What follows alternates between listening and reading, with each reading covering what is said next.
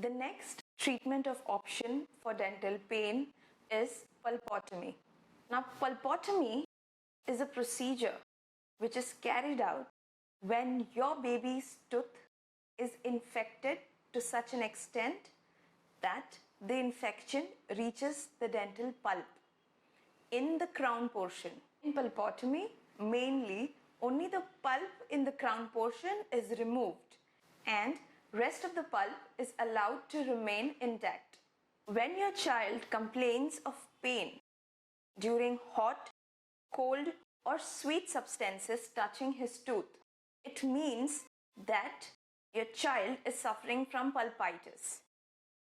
Now, pulpitis is mainly the inflammation of pulp, and tooth sensitivity is the first sign that your child might be suffering from dental caries.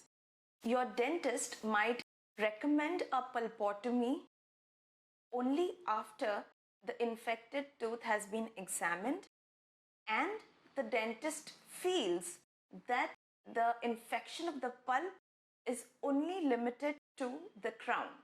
Pulpotomy is also done when the decay is very close to the pulp, and while removing this decay, there is possibility that the pulp might be exposed. This can be examined either by physical examination or X-ray examination. If it is discovered that your child has irreversible pulpitis, that is, the whole pulp has been infected, pulpotomy cannot be performed. Instead, your child will have to undergo a procedure called pulpectomy or extraction. A pulpotomy can also be done when your child suffers a physical trauma to the tooth. In this, the pulp in the root can be preserved. Pulpotomies are generally performed on baby teeth, but it can also be performed on adult teeth. The risks involved in pulpotomy is very minimal. A pulpotomy is a very safe procedure and the risks involved in it are minimal. Pulpotomies should not be performed on a tooth if the pulp in the roots are non-vital. That means the pulp in the root should be healthy and not infected at the time of procedure.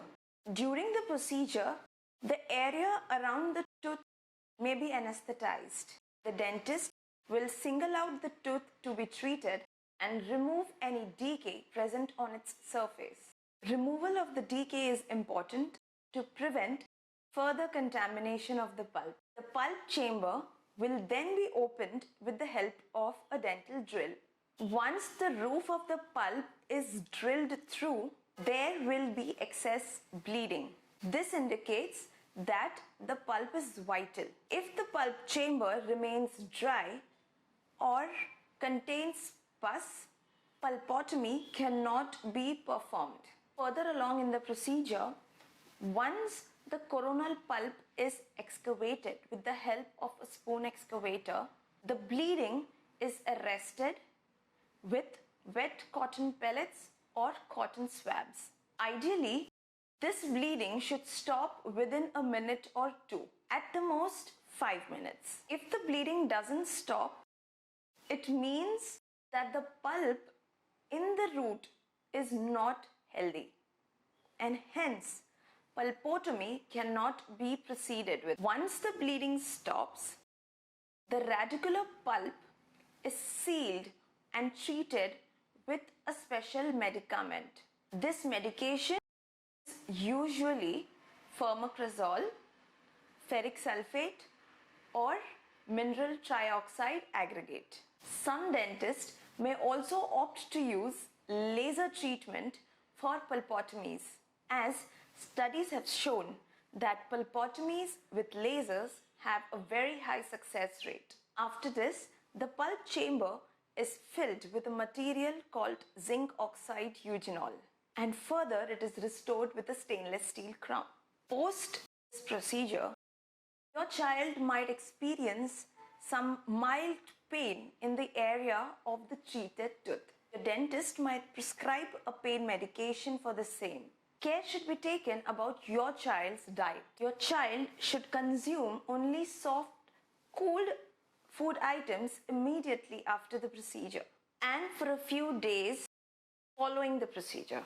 Also, refrain your child from eating any kind of candy or sticky foods until a stainless steel crown has been placed.